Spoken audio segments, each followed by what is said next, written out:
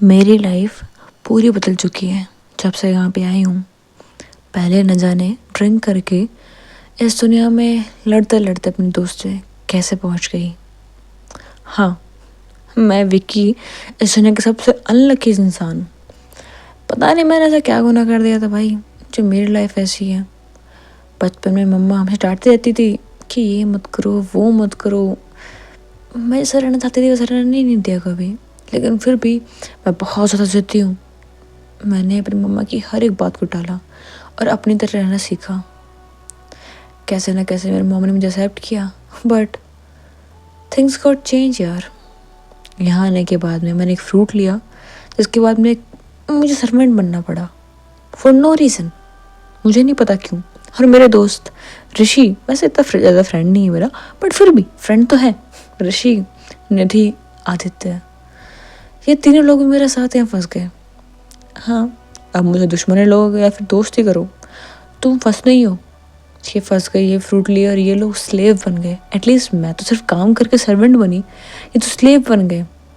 खैर, मैंने कहा कैसे जैसे करके अपने साथ में, पता नहीं कैसे, बट शायद मेरी किस्मत थोड़ी चमक गई थी, इसलिए मेरी लाइफ में आया डियाब्लो। उसके कारण मैंने अपने इन 3 दोस्तों को छुड़ा पाई, और फिर इन्हीं दोस्तों के कारण मुझे फंसना पड़ा। मेरी एक रानी से शादी हो गई, क्यों नहीं पता।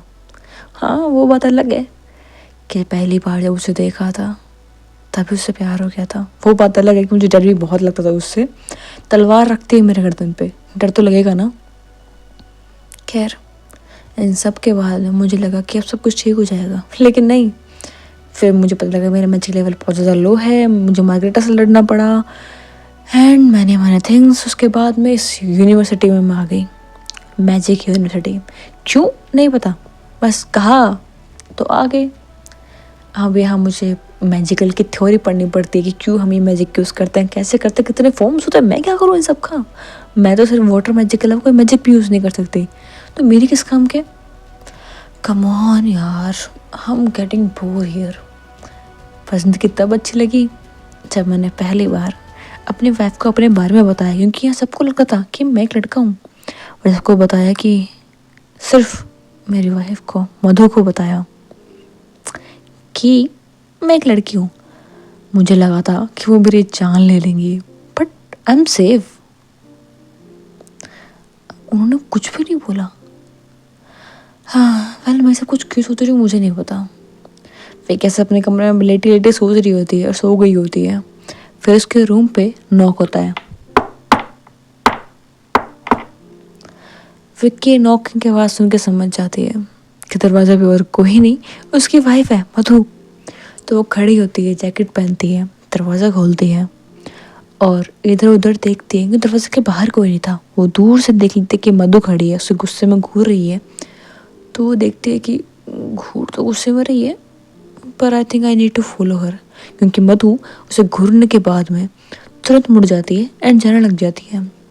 विक्की भी उसके पीछे पीछे जाती है, उसके पीछे पीछे जाती रहती है एंड फाइनली एक जगह पहुंच जाते हैं जहाँ पे यूजुअली कोई नहीं आता था, सिवाय हमारी प्यारी मधु, और जब वो किसी को बुलाए उसके अलावा कोई नहीं आता था। किसी को परमिशन नहीं थी, लेकिन विक्की वहाँ थी। वहाँ जाते ही मधु रुक जाती है, पीछे मुड़ती है, विक्की की तरफ देखती है। विक्की बोलती है, क्या हुआ, आपने मुझे यहाँ क्यों बुलाया। तो मधु फ़ोन निकालती है, विक्की को देती हुए बोलती है, क्या है ये सब कुछ। तो विक्की बोलती है, मैंने बताया था ना मूवी है। तो बोलती वो सब ठीक है, लेकिन ये सब कुछ है क्या। विक्की को समझ में नहीं आता कि मैंने तो सिर्फ मूवीज लगाई थी, ऐसा भी क्या देख ले रहे जो ऐसा रिएक्ट कर रही है। तो वो देखती है कि नॉर्मल तो मूवीज़ है। हमारे ज़माने में, यानी हमारे लोगों के ज़माने में, मूवीज़ के अंदर हर तरह के सीन आते हैं। Kissing scene, romantic scene, action scene, हर तरह के क्या आते हैं।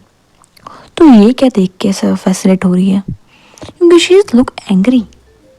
विक्की बोलती, क्या हो गया, आपको क्या पसंद नहीं आया इसमें। तो बोलते, मुझे इसमें कुछ भी पसंद नहीं आया। तुमने एक मूवी लगाई जिसके अंदर एक लड़का और लड़की है, बट वो लड़ रहे हैं, गाड़ी कैसे उड़ा रहे हैं, एक गाड़ी चीज़ है क्या, मतलब अपने आप कैसे चलती है ये, इनके पास कोई मैजिक है क्या। विकी बोलती oh so she is curious about my country like my world I think. यार मैं क्या ही बोलूँ, दुनिया अलग हमारी। तो विक्की बोलती है जैसे आपके यहाँ मैजिक होता है हमारे यहाँ साइंस होती है। तो मधु बोलती क्या मतलब? तो बोलते कि वैसे ही जैसे मुझे का मैजिक समझ में नहीं आता वैसे मुझे भी ये पता नहीं कि आपको कैसे साइंस समझाऊँ, क्योंकि मुझे पढ़ाई में कोई इंटरेस्ट था नहीं, जितना था उतना मैंने पढ़ लिया और उस हिसाब से मेरी जॉब लग जानी चाहिए थी। बट मैं यहाँ यहाँ हूँ अब, तो क्या करूँ? तो मधु बोलती है तुम्हें कुछ करने की ज़रूरत नहीं है, तुम सिर्फ एक काम करो, जाओ यहाँ से। विक्की मधु के पास आती है और कहती है मुझे क्यों लगता है कि आपने मुझे यहाँ इसलिए नहीं बुलाया, किसी और कारण से बुलाया है, सही बोला ना मैंने? तो मधु बोलती है तुम्हें अगर सुनना है तो सुनो। तो विक्की बोलती है हाँ मैं सुन रही हूँ, बोलो। तो मधु अपनी तलवार निकालती है, विक्की गर्दन पर रख देती है और कहती है तुम्हारे इरादे क्या हैं? विक्की कहती है क्या मतलब? तो बोलते तुमने मुझे ऐसी चीज़ें क्यों दिखाई? विक्की बहुत ज़्यादा कंफ्यूज हो रही थी। मधु पूछना चाह रही थी कि उसने जो जीएल सीरीज टाइप दिखाई थी, जीएल मूवीज दिखाई थी, वो क्यों दिखाई थी, उसका रीज़न क्या है, क्या वो कुछ चाहती है उससे ऐसा? तो विक्की थोड़ी देर में समझ जाती है कि अच्छा ये पूछना चाह रही है। तो विक्की बोलती है क्यों, आपको क्यों जानना है? अगर मैं कुछ चाहती भी हूँ तो अब वो क्या मतलब उन सबसे? मैंने सबको दिखाया कि जो आप फील करते हो, जो सोचते हो वो गलत नहीं है, ना ही कोई कार्स है, ठीक है? मधु कहती है पर कैसे हो सकता है ऐसे? तो विक्की बोलती है और ऐसा क्यों नहीं हो सकता? तो मधु बोलती है क्योंकि जितना मुझे पता है मुझे श्राप मिला है, इसीलिए मैं सब कुछ महसूस कर पाती हूँ, बट और किसी को नहीं होता। विक्की बोलती है ए लो, आपको कुछ पता ही नहीं है फिर तो।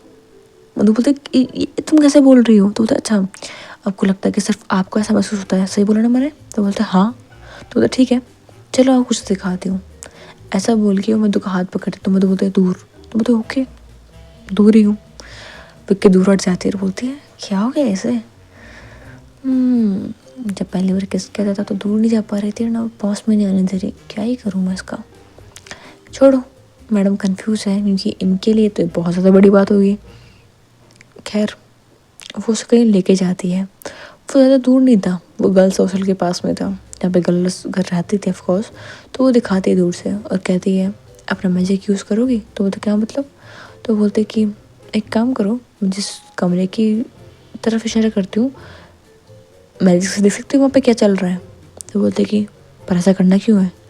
तो विक्की बोलती है फिक्र मत करो, मुझे नहीं देखना वहाँ क्या चल रहा है, बस आपको ही देखना है। तो बोलते ठीक है। तो विक्की जब उसे बताते हैं कि हाँ उस कमरे में देखो, तो वो देखते हैं कि उस कमरे में दो लड़कियाँ हैं एंड वो जिससे क्लोज आ रखी हैं। मधु विक्की की तरफ घूरते हुए बोलती है तुम्हें कैसे पता, अरे ये सब क्या है? तो बोलते कि आपके लिए ये चीज़ नॉर्मल नहीं है क्योंकि आप हमेशा राजमहल में रहे हो, कभी बाहर नहीं गए, कभी लोगों से नहीं मिले, कभी लोगों को देखा नहीं है, कभी आपने अपना खुद का देश नहीं देखा है, खुद की जगह को नहीं देखा है, तो फिर आपके लिए सब कुछ जानना और समझना मुश्किल होगा ना। ये भी हमारी तरह ही है। ओह सॉरी, आपको तो लगता ही नहीं है ना, ये नॉर्मल है। बस दिक्कत ये है कि सबके सामने ये लोग नहीं आ पाते हैं और इसका रीज़न आप जानते हो, क्योंकि सब इन्हें भी उस तरीके समझेंगे से आपको समझते हैं। तो मधु बोलते तो क्या ये सच है, मतलब मैं अकेली नहीं हो रही, ये कोई कर्ज नहीं है? विक्की बोलती है हाँ जी बिल्कुल। तो मधु बोलते तो इसमें जो प्यार शब्द ले रहे हैं क्या वो सच में होता है? विक्की बोलते ऑफ कोर्स होता है यार, प्यार तो यहाँ पे भी नॉर्मल है, बस लड़का और लड़की के बीच में, बाकी छुपके छुपके सबके बीच में। तो मधु बोलती है पता कैसे करता है? विक्की बोलती है इसी फ़ोन के अंदर बहुत सारी मूवीज़ हैं और आपको बहुत सारे तरीके मिल जाएंगे। वैसे ज़्यादा तो मैं देखती नहीं हूँ, बट आई थिंक बहुत सारी मूवी ऐसी भी जो मैंने देख भी नहीं रखी क्योंकि मेरे पास टाइम नहीं होता था। हाँ मजदूरी जो करनी होती थी मुझे। तो मधु बोलती क्या मतलब? वो तो कुछ नहीं, अब देखो ऐसा बोल के विक्की वहाँ चली जाती है और मधु थोड़ा कन्फ्यूज होकर खड़ी होती है। विक्की जाती है अपने रूम में, वापस लेट जाती है, अपनी आंखें बंद करती है और सोचती है कि वो कितना ज़्यादा हार्ड वर्क करती थी। कॉलेज, काम, खुद को संभालना, सब कुछ करती थी क्योंकि उसकी मॉम डैड ऑफकोर्स हेल्प करते थे हर एक चीज़ में, लेकिन फिर भी कुछ ऐसी चीज़ें थी जो वो खुद से करना चाहते थे। लाइफ एक्सपीरियंस, बहुत सारी चीज़ें थी जो उसे करने में बहुत ज़्यादा मज़ा आता था और वो करती भी थी। विक्की खैर ये सब कुछ सोचते हुए सो जाती है। थोड़े टाइम बाद विक्की की आँखें खुलती है क्योंकि उसके कानों के अंदर आवाज़ आती है जैसे छोटी छोटी चिड़िया चहचहा रही हों। तो विक्की की आँख खुलती है और देखते कि भाई यार फिर से अब यूनिवर्सिटी जाना है मुझे, तो ऐसा बोल के अपनी आँखें खोलती है। विक्की की आँखें खुलती हैं और विक्की देखती है कि मुझे ये जगह जाने पहचाने क्यों लग रही है। मतलब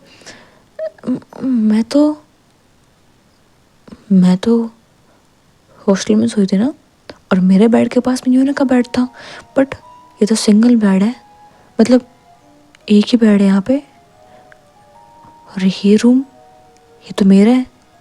विक्की सब लोग खड़ी होती है, जिस चादर से उसने खुद ढक रखा था उसे हटाती है, वो बेड से उतरती है, वो जाकर की विंडो ओपन करती है एंड वो देखती है कि वो अपने वर्ल्ड में बड़े बड़े बिल्डिंग है, car, scooter, light, normal TV, phone, सब कुछ नॉर्मल था। और वो वापस अपने ही वर्ल्ड में पहुंच गई थी। कैसे? वो तो सोई थी ना। कुछ समझ में नहीं आ रहा।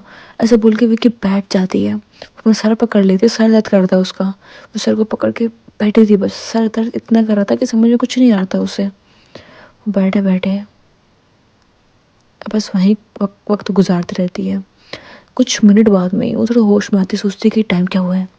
ऐसा बोल के वो टाइम की तरफ देखती है, वहाँ एक मतलब वो होते ना वॉच, बड़ी सी वॉच और लगी हुई थी, उसमें टाइम देखती है। वो देख लेते कि हाँ टाइम तो ये हो रहा है, बट डेट क्या है आज, क्योंकि जितना मुझे याद है हम वहाँ पे लगभग महीनों से रह रहे हैं, कुछ महीनों से, तो इट मीन्स काफ़ी वक्त गुजर गया होगा ना। या फिर मेरा सपना था, वो सपना था तो फिर नहीं, ये सपना थोड़ी हो सकता है, कैसे हो सकता सपना।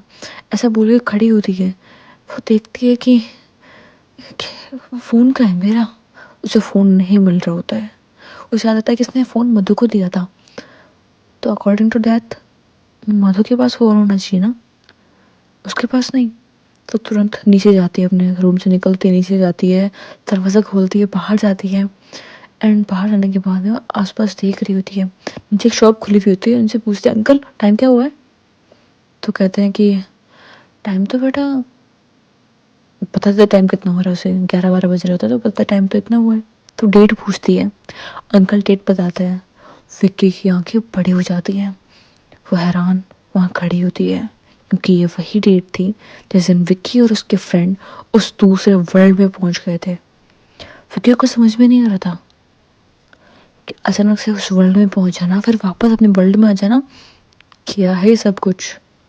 विक्की फुल कंफ्यूज थी, उसके दिमाग में, दिल में सवाल थे बहुत ज़्यादा कि अगर वो इसी तारीख को यहीं पे है तो वहाँ पे महीने गुजारे थे उसने, मधु उसके साथ में थी, उसके फ्रेंड यूनो और एलेक्स, वो सब कुछ क्या था। शी इज़ हेल कंफ्यूज, उसे कुछ समझ में नहीं आ रहा था। अपने रूम में जाती है, बैठी होती है, परेशान होती है, उसके पाँव शेक कर रहे होते हैं, उसे कुछ समझ में नहीं आ रहा था। वो फिर भी अपने घर के लैंडलाइन से फ़ोन करती है ऋषि को, उस ऋषि के नंबर याद थे, वो कॉल लगाती है, फ़ोन रिंग होता है, रिंग हो रहा होता है, बट कोई उठा नहीं रहा होता है। वो फिर से कॉल करती है, अब भी रिंगिंग का साउंड आ रहा होता है, बट कोई उठा नहीं रहा होता है। वो निधि को कॉल करती है, आदित्य को कॉल करती है, इन तीनों को कॉल करके देखती है, एंड सेम किसी का कॉल पिकअप ही नहीं हो रहा था। तो समझ में नहीं आ रहा था कि क्या चल रहा है सब कुछ। तो मुझे पता है अगर हम आउट ऑफ रेंज है तो अकॉर्डिंग टू दैट तो हमारे हमारे क्या यार, कैसे मतलब वो समझ में आता, कैसे बताए, कैसे समझे खुद को कि दूसरे वर्ल्ड में पहुंचने के बाद अब फोन में नेटफ्लिक्स नहीं आता, तो ये आउट ऑफ रीचेबल बोलना चाहिए ना, बट ये रिंग हो रहा है बट फोन नहीं उठा रहा है। बस शी इज कंफ्यूज्ड, समझ में नहीं आ रहा था उसे। ऑफकोर्स आपको भी नहीं आ रहा होगा कि अचानक से विक्की यहाँ कैसे पहुंच गई। थोड़ी देर में विक्की के घर की डोर बेल बजती है। विक्की जाती है, खड़ी होकर दरवाज़ा खोलती है। जैसे दरवाज़ा खोलती है, सामने उसके मॉम डैड खड़े होते हैं। दरवाज़ा खोलती है, अपने मॉम डैड को अंदर लेती है, दरवाज़ा बंद कर देती है, लॉक कर देती है, अंदर आकर घर बैठती है और बोलते हैं कि आप दोनों यहाँ पे कैसे आना हुआ आप दोनों का। तो वो दोनों कहते हैं कुछ नहीं बेटा, मैं तुमसे मिलने के लिए आए थे, तुम ठीक हो ना। तो बोलता हाँ पापा मैं तो बिल्कुल ठीक हूँ, क्यों क्या हुआ। तो बोलते तुम ठीक हो तो तुम्हारे पसीने क्यों आ रहे हैं। विक्की बोलती है कुछ भी तो नहीं पापा, मैं तो ठीक ही हूँ। विक्की डरी हुई थी अपने मॉम डैड को देख करके। खैर विक्की बैठ जाती है, वो अपने फेस पे नॉर्मल एक्सप्रेशन लेके आती है और कहती है तो बताओगे आप लोग कैसे आना हुआ जब इतनी रात को। तो लोग कहते हैं कि अरे बेटा कुछ नहीं, बस तुम्हारी मोम के लिए पास में आया था मैं। तो बोलता मोम के लिए। तो बोलता हाँ उनकी थोड़ी तबीयत खराब थी ना, तो मुझे लगा कि तुमसे मिलना भी हो जाएगा, तुम्हारी मोम को दिखा भी दूंगा डॉक्टर के। तो बोलते डैड कैसी बातें कर रहे हो, हमारे शहर में कितने अच्छे डॉक्टर्स हैं, तो फिर यहाँ पे क्यों। तो बोलते कि देखो दिखाना तो सिर्फ एक बहाना था, असली मकसद तुमसे मिलना था। तो वो हंसते हैं, बातें करते हैं, विक्की भी अच्छे से बातें करती है। एंड थोड़े उसके मोमेंट बोलते हैं कि चलो बेटा हम जाते हैं। तो विक्की बोलते हैं पापा इतनी लेट। तो कहते हैं कि हाँ बेटा बट हमारी ट्रेन है ना, हमें वापस जाना है। तो विक्की बोलते हैं अच्छा पापा ठीक है, अगर ऐसा ही है तो ठीक है चले जाओ। ऐसे बोल के विक्की उठती है, मोमडैड को हक करती है, दरवाज़ा खोलती है, उन्हें पीछे से जाते वक्त देख रही होती है। विक्की दरवाज़ा बंद करती है, जैसे दरवाज़ा बंद कर दरवाजे लग के खड़ी जाती है, अपने दिल पे हाथ रखती बोलती है ये क्या था, ये नहीं हो सकता, नहीं ये बिल्कुल नहीं हो सकता।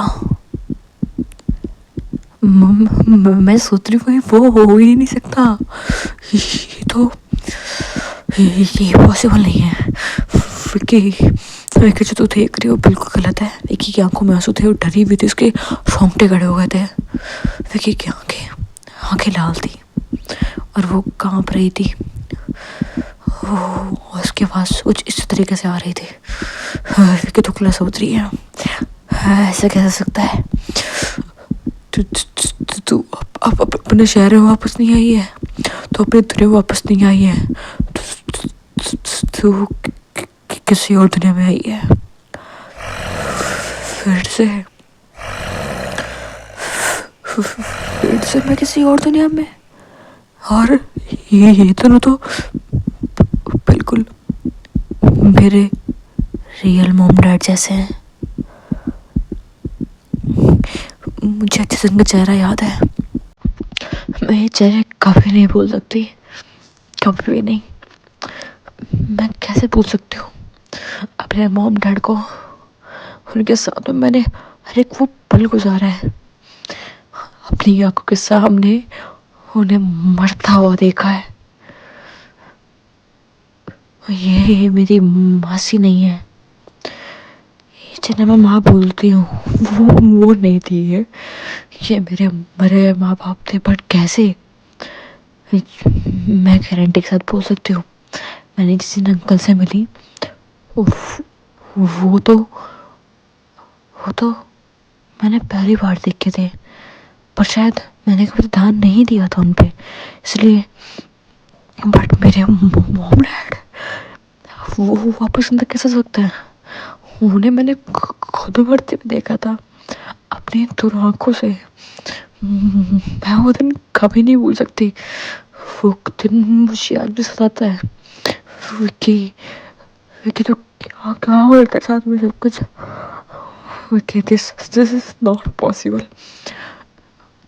तेरे मॉम डैड तो मर चुके हैं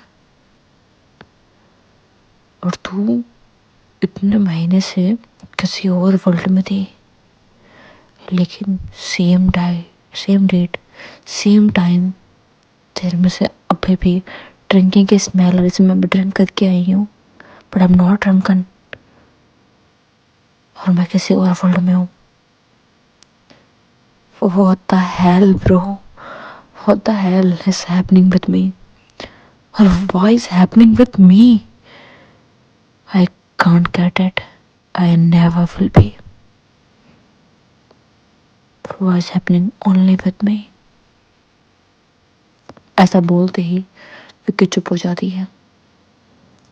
सो हे गाइस, आज के लिए इतना ही।